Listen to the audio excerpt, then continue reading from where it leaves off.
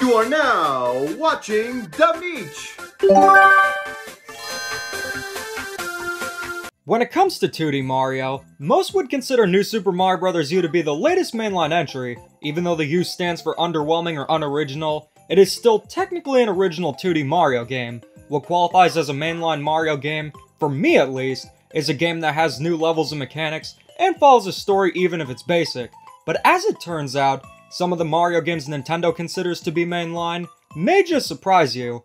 Both Super Mario Maker games are considered mainline. Thankfully the 3DS one isn't. Even Nintendo wants you to forget about it, but we won't let them.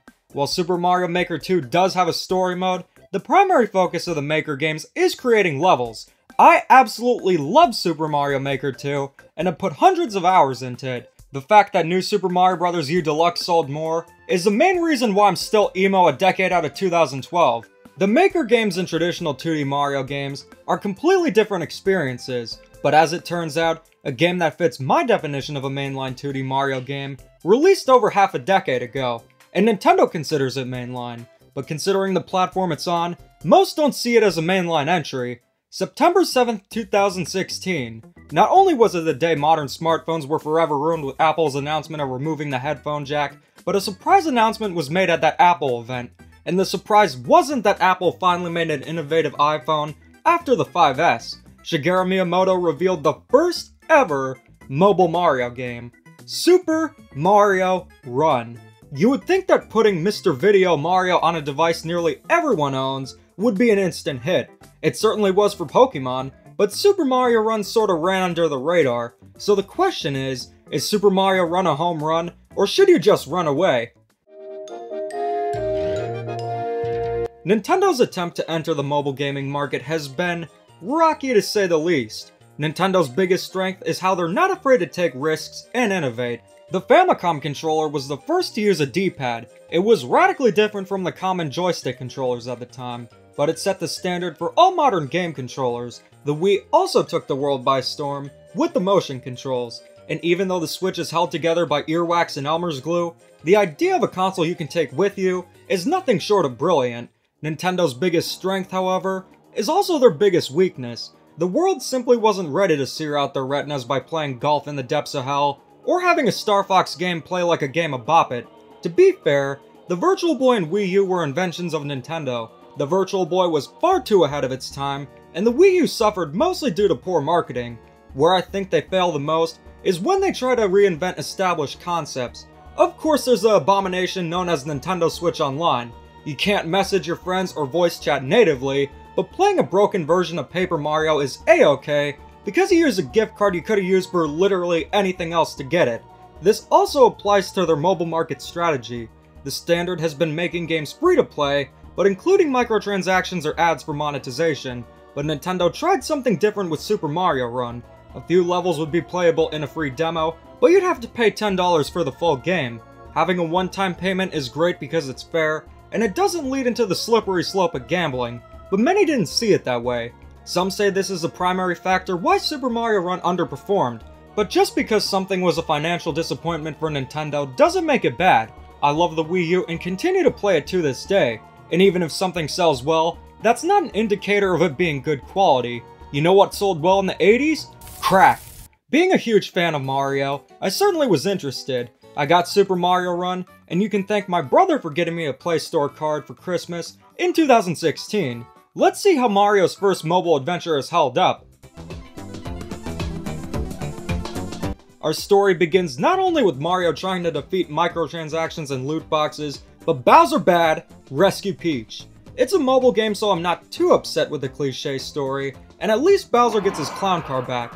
Pretty cool stuff there, but just like with any 2D Mario game, the story isn't going to make or break the game. The gameplay is the most important factor. Mobile games face the limitation of not having buttons. Technically, you could have a virtual D-pad and buttons, but it never feels right. Super Mario Run worked around this by being an auto runner. You move automatically and perform actions by tapping the screen. Nintendo heavily promoted Super Mario Run as a game you could play with one hand. This means that you can finally enjoy Extra Flame and Hot Cheetos and play Mario at the very same time. It also means the next day you can play Mario Run and have the run simultaneously. But regardless of how you play it, the game controls quite well. Despite the game being an auto-runner instead of a traditional 2D platformer, the core mechanics are what you'd expect in a Mario game. You jump, Goombas can still be smushed, and the main objective is to reach the goal. But surprisingly, many new mechanics are introduced. There are blocks within the levels that allow for different actions, such as doing a backflip, standing in place, or even doing a long jump. They are here primarily to work around the limitations and give the player a sense of more control. This was also the very first Mario game to ditch lives. The near extinct 1-up mushrooms are replaced with bubbles. If you get defeated, you'll start where you left off, but you can also use them to backtrack in a level. Once you run out of bubbles, you'll have to start the level over. This adds an element of strategy to the game. You'll have to decide if it's a better idea to use a bubble to get something you missed, or if it should be saved just in case something happens. Unlike most Mario games, Super Mario Run doesn't have any power-ups outside the Super Mushroom and the Starman, but Super Mario Run includes one of my most wanted features in any Mario game. Not only can you play as Mario, but there are many other characters as well, each with their own abilities. Luigi and Toad have their signature abilities from Super Mario 3D World, where Luigi can jump higher, and Toad has a faster speed. But not only do you have the mainstays, but there are many new playable characters as well.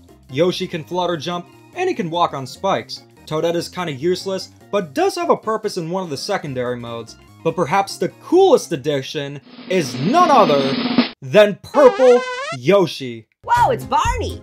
To be fair, I love Purple Yoshi, but most would consider the next character to be the most interesting addition.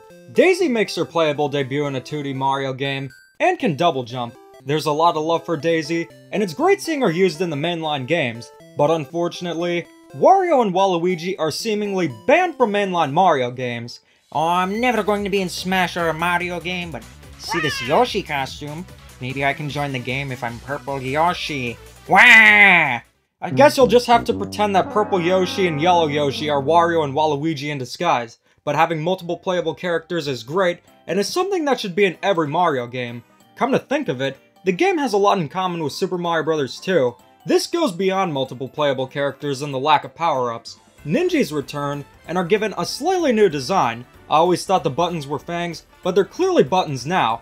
Another obscure enemy returns, being Fish and Booze. There's even a poisonous variety of the lava bubble.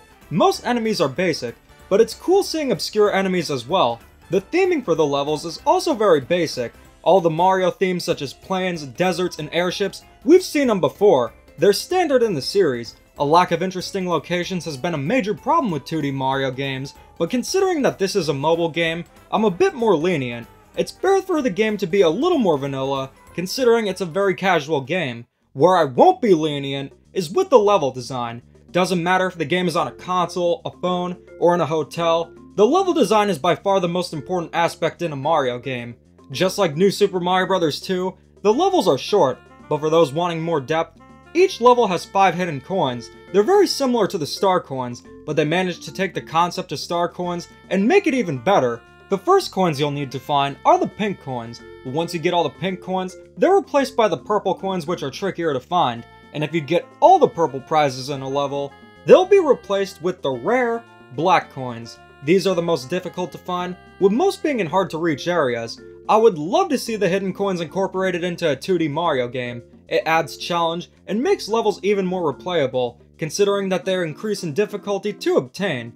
The game actually manages to have a balanced difficulty, where it's not Lost Levels difficult, but not New Super Mario Bros. 2 easy either. When it comes to the general level design, the levels are well designed, but I did notice something while playing them. Miyamoto stated that Super Mario Maker initially started off as a tool for Nintendo to make Mario levels, and here, it is definitely apparent that's how the levels were made. The levels do not feel organic at all. You can easily tell they were made on a grid. That's not to say the levels are poorly designed, but it's very noticeable, especially if you played Super Mario Maker before. So far we have established that Super Mario Run does a great job handling mobile game limitations, and it managed to introduce great concepts that are beyond just a gimmick. The fact that a mobile Mario game introduced concepts far more innovative than New Super Mario Bros. U showcases how underwhelming that game was, but if the two games have anything in common, it's the presentation.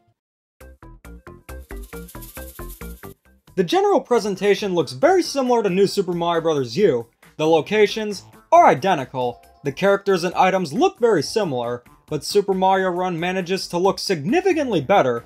This is because the colors are more saturated and the characters actually have personality. Rather than just running to the right, they do parkour as well. It really gives the characters more personality, and it's a lot of fun to look at. Some would say the new Super Mario Bros. U soundtrack is bop bop bad, but in Super Mario Run, it looks like whoever sings the Boz had a bad case of laryngitis. The music is remixed from Mario U, but the soundtrack is actually great. It's much higher energy than the music in Mario U, but where the soundtrack shines the most is with the Remix 10 theme. It takes music from classic Mario games, and even has Daisy sing a few lyrics. I'm glad Luigi was the Mario brother who got a great and talented girlfriend. The only criticisms that I have regarding the presentation are that the game cannot be played in landscape mode, and I would have liked to see more variety when it came to the music.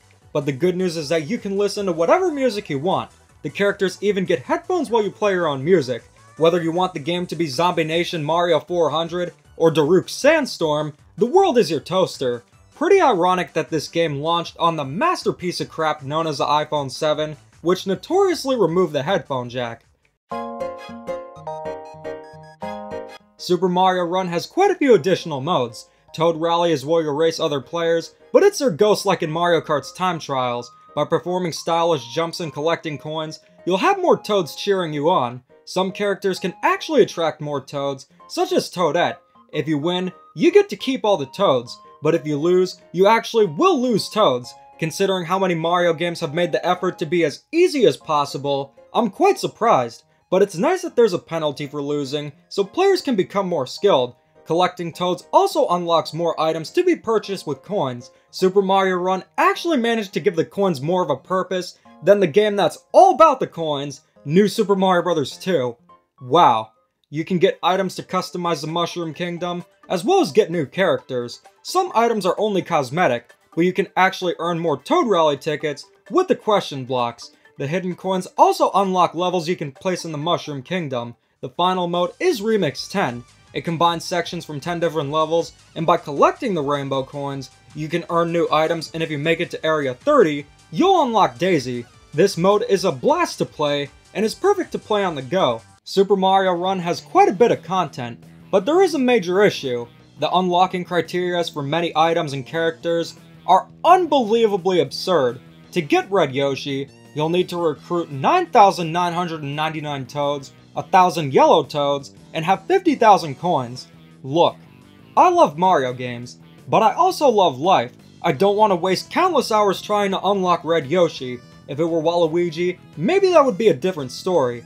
I am all for having challenging criterias to unlock characters. That's part of what made Mario Kart Wii so fun, but never did I find these challenging, they're just monotonous. Even unlocking Daisy is tedious. It's clear the game has ridiculous unlocking requirements to artificially lengthen the game. Another bizarre thing is that the game only has a one-time fee, but you'll still need to use tickets to play Toad Rally and Remix 10. I'm not sure if the game was designed to be a free-to-play game, and then quickly changed into a one-time payment game, but it doesn't make any sense. Not including any of the filler content, Super Mario Run still has a good amount of content and is replayable, but for Red Yoshi fans, expect to be in a retirement home before you unlock him. So far we've established that Super Mario Run is a competent mobile adaptation of Super Mario Bros. It has excellent new and returning ideas, has a stellar presentation, and has a good amount of content, but it does fall flat by having ridiculous unlocking criterias and an unnecessary ticket system. So what's the verdict? You may initially think Super Mario Run is without a doubt a treasure, considering how much I've praised it, but the game has a significant issue that could be a deal breaker. It's not as awful as not being able to upload levels in Super Mario Maker 3DS, but it's up there. Super Mario Run requires players to have a constant internet connection to play the game. This is something present in all of Nintendo's mobile games. The game doesn't use a lot of data, but the entire concept of a mobile game is to play a game anywhere to pass some time. It's likely you'd play Super Mario Run on a plane or on a subway. There's either limited to no internet connection. Same would also apply to rural areas. And don't forget, these are Nintendo servers, so expect a few errors occasionally. Having the always online requirement entirely defeats the purpose of a mobile game. What on planet Earth would it take Nintendo to realize that trying to stop piracy by being anti-consumer never, ever works? They lost many second-party developers because they didn't like that the Nintendo 64 used cartridges. It also made games more expensive. Using mini DVDs for the GameCube didn't help either. These stupid decisions caused more financial loss than piracy ever could. Thank you, Nintendo, for going full force to stop emulation of games that you don't even sell anymore, and ruining your mobile games for the false hope of security. In the meantime, I'll play all of these totally legit Mario games. But perhaps the scariest thing about it is that once Nintendo shuts down the servers for Super Mario Run will cease to exist. Game preservation is important. It's very hard to find a working Famicom disk system, but you can play Super Mario Bros. The Lost Levels in many different ways thanks to game preservation. But since Super Mario Run requires a server, it can't be preserved unless fans find a workaround. But if not, it'll end up just like Dr. Mario World. If it's truly mainline, that's a huge problem for someone wanting to experience the entire series. But what about the present day? It's February 2022, and Super Mario Run is still playable and available to purchase. Is it worth $10? I would say yes. For mobile gamers, a flat fee of $10 was seemingly expensive. I do think that the game is slightly overpriced and should have probably been $5 or $7, but the main reason why Super Mario Run failed is because the demo was too short and failed to impress players. There wasn't enough free content to get players reeled in, but the full experience is a fun 2D Mario game that has more to offer than you'd initially expect. And honestly, the fair one-time payment is a great thing, because Mario Kart Tour has the most disgusting microtransactions and greed I've ever seen in my life. I also did a video about Mario Kart Tour that I'll link at the end. Just remember you'll need a constant internet connection to play the game. Super Mario Run gets the ranking of Silver Treasure. It's not the best Mario game out there, but you will have a good time with it if you're a fan of the series. Hate to eat in Super Mario Run, but thanks for watching and keep calm and da-da on.